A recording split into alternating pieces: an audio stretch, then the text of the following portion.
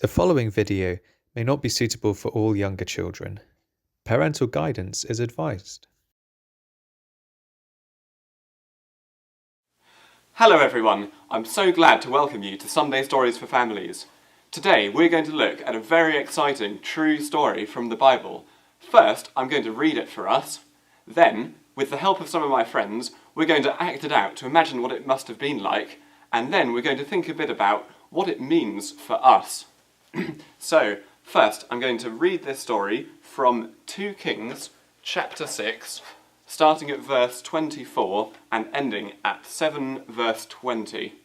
So if you've got a Bible, feel free to get it out and follow along with us, but the words will also appear on the screen, so feel free to just follow along with that. Now this is 2 Kings chapter 6, starting at verse 24. Later, Ben-Hadad, king of Aram, gathered all his army. He went to surround and attack Samaria. There was a time of terrible hunger in Samaria. It was so bad that a donkey's head was sold for about 1 kilogram of silver. Half a pint of dove's dung sold for about 55 grams of silver. The king of Israel was passing by on the wall. A woman yelled out to him, "Help me, my master and king." The king said, "If the Lord doesn't help you, how can I? Can I get help from the threshing floor or from the winepress?" Then the king said to her, "What is your trouble?" She answered, "This woman said to me, 'Give up your son, so we can eat him today, then we will eat my son tomorrow.' So we boiled my son and ate him. Then the next day I said to her, 'Give up your son, so we can eat him,' but she had hidden him." When the king heard this woman's words, he tore his clothes to show how upset he was. He walked along the wall. The people looked and saw he had on rough cloth under his clothes. This was to show his sadness. He said, "The head of Elisha, son of Shaphat, will be taken from his body today. May God punish me terribly if this doesn't happen." The king sent a messenger to Elisha. Elisha was sitting in his house, and the older leaders were sitting with him. But before the messenger arrived, Elisha spoke to them. He said, "See, this murderer is sending men to take off my head. When the messenger arrives, shut the door. Hold it and don't let him in. The sound of his master's feet is behind him." While Elisha was still talking with the leaders, the king came. He said, "This trouble has come from the Lord. Why should I wait for the Lord any longer?" Elisha said, "Listen to the Lord's word. This is what he says.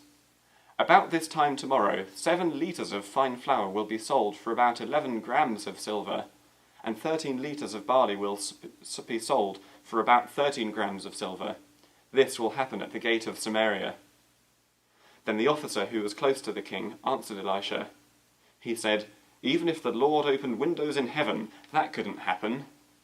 Elisha said, "Because you have said that, you will see it with your eyes, but you will not eat any of it." There were 4 men with a harmful skin disease at the entrance to the city gate. They said to each other, "Why do we sit here and die? A time of hunger is in the city, so if we go into the city, we will die there. If we stay here, we will die. So, let's go to the Aramean camp. If they let us live, we will live. If they kill us, then we die." So they got up at twilight, and they went to the Aramean camp. But when they arrived, no one was there. The Lord had caused the Aramean army to hear the sound of chariots, horses, and a large army. They had said to each other, "The king of Israel has hired the Hittite and Egyptian kings to attack us." So they ran away at the twilight. They left their tents, horses, and donkeys. They left the camp standing and ran for their lives. The men with the skin disease came to the edge of the camp. Then they went into one of the tents. They ate and drank. They carried silver, gold, and clothes out of the camp and hid them. Then they came back and entered another tent. They carried things from this tent and hid them also. Then they said to each other, "We're doing wrong. Today we have good news, but we're keeping silent. If we wait until the sun comes up, we'll be punished. Let's go now and tell the people in the king's palace." So they went and called to the gatekeepers of the city. They said, "We went to the Aramean camp, but no one is there. We didn't hear anyone. The horses and donkeys were still tied up and the tents were still standing." Then the gatekeepers shouted out and told the people in the palace. So the king got up in the night. he said to his officers, "I'll tell you what the Arameans are doing to us. They know we're hungry. They've gone out of the camp to hide in the field. They're saying, when the Israelites come out of the city, we'll capture them alive, then we'll enter the city." One of his officers answered, "Let some men take 5 horses still left in the city. These men are like all the Israelites who are left. They are also about to die. Let's send them to see what has happened." So the men took 2 chariots with the horses. The king sent them after the Aramean army. He told them, "Go and see what has happened." The men followed the Aramean army as far as the Jordan River. The road was full of clothes and equipment. The Arameans had thrown these things away as they had hurried away. So the messengers came back and told the king. Then the people went out and took valuable things from the Aramean camp. So 7 litres of fine flour were sold for 11 grams of silver, and 13 litres of barley were sold for 11 grams of silver. It happened just as the Lord had said. The king chose the officer who was close to him to guard the gate, but the people ran over the officer so that he died. This happened just as the man of God had told the king. Elisha had said it when the king came to his house. He had said, 13 litres of barley and 7 litres of fine flour will each sell for 11 grams of silver. It will happen about this time tomorrow at the gate of Samaria. But the officer had answered, "Even if the Lord opened windows in heaven, that couldn't happen." And Elisha had told him, "Because you have said that, you will see it with your eyes, but you won't eat any of it." It happened to the officer just that way. The people ran over him in the gate, and he died. Now, with the help of some of my friends, we're going to act out this story to imagine what it must have been like.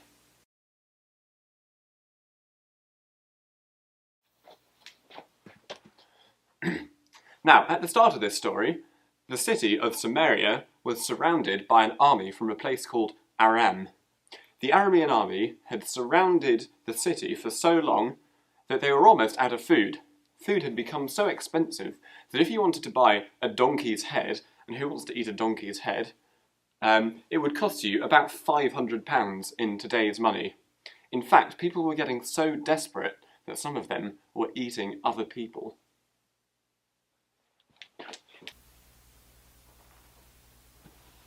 Hey, look, it's the king. Sir, can you help us? What's the problem? Well, this woman and I, we had a deal, right? We were so hungry. We thought, we have a son each. We'll eat my son yesterday, her son today.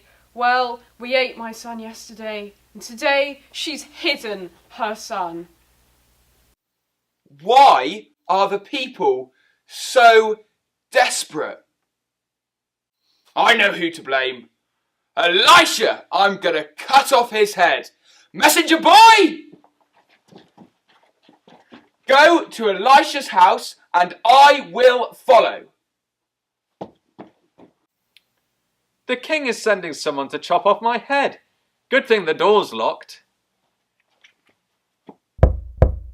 Who is it? It's the king's messenger. Here comes the king. Elisha, I've had enough.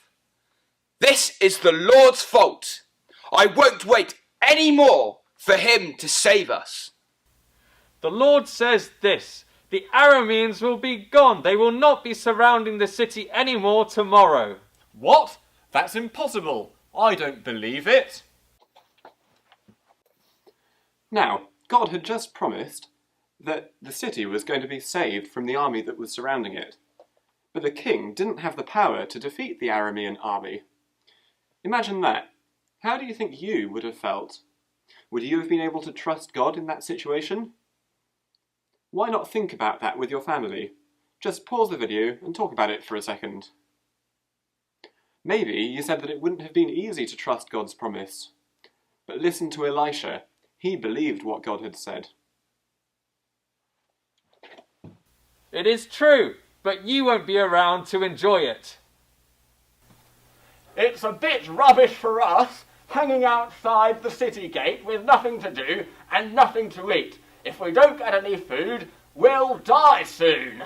Yeah, well, there's no food inside the city either, so if we go in there, we'll starve anyway.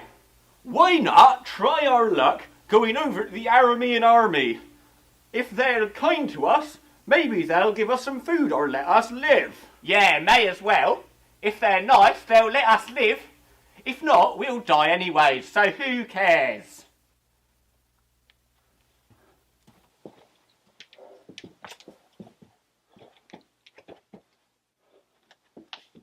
There's nobody here. Do you remember from the Bible story earlier the reason that the Aramean army had all run away from their camp? It was because God had caused the Arameans to hear what sounded like another army coming. They thought to themselves, oh no, the Hittites or the Egyptians are coming. So they all ran away. It was clearly something God had done. If there's no one here, we may as well eat their food. Let's take their weapons as well.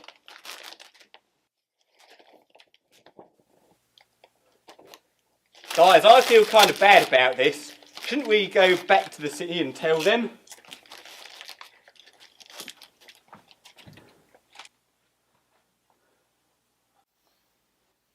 The Arameans have all run away. The Arameans have all run away? The Arameans have all run away. What? I don't believe it. It must be a trick, so that they can get us out of the city to kill us. Well, why don't we send someone to go and have a look? The Aramean army is nowhere to be seen. They've run away and left all their things all over the road. Incredible! This means that the famine is over. We can take all the food that they've left behind. Hooray! Hooray indeed! All right, everybody, come and get your food.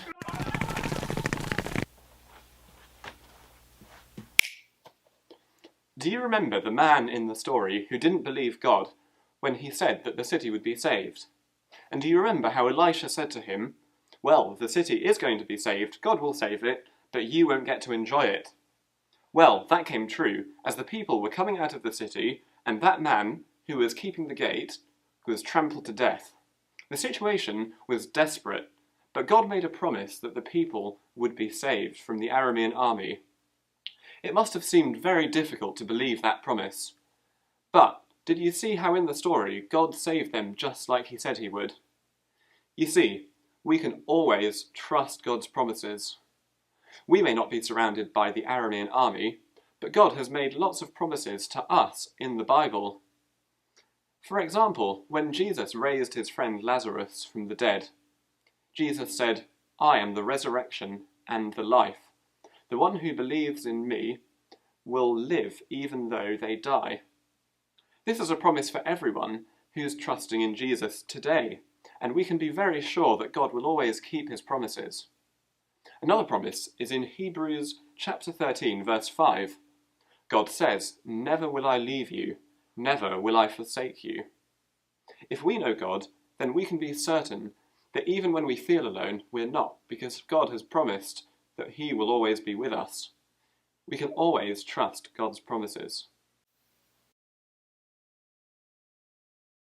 Hello, we are going to sing now about our mighty, mighty Saviour. Make sure you're singing along nice and loud, and it's a bit of a groovy one, so do dance along too if you're feeling like it. Ready? 1, 2, 3, 4.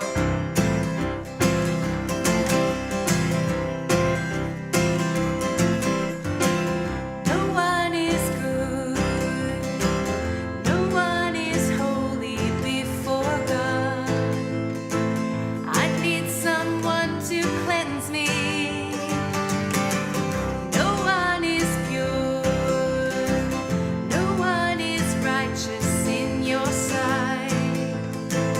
I need someone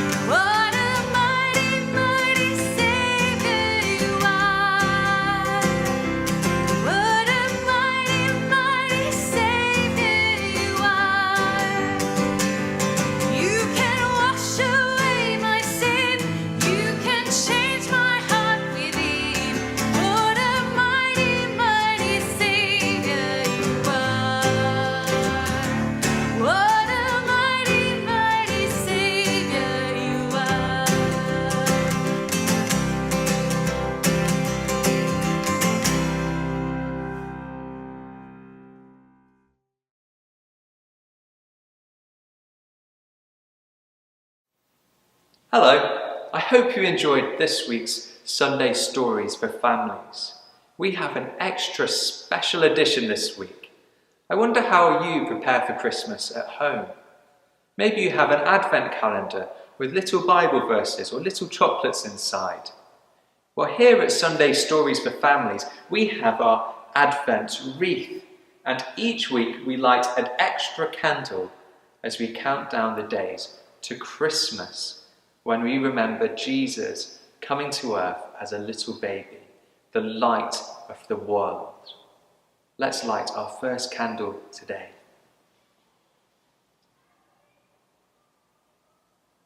There we go. See you next week.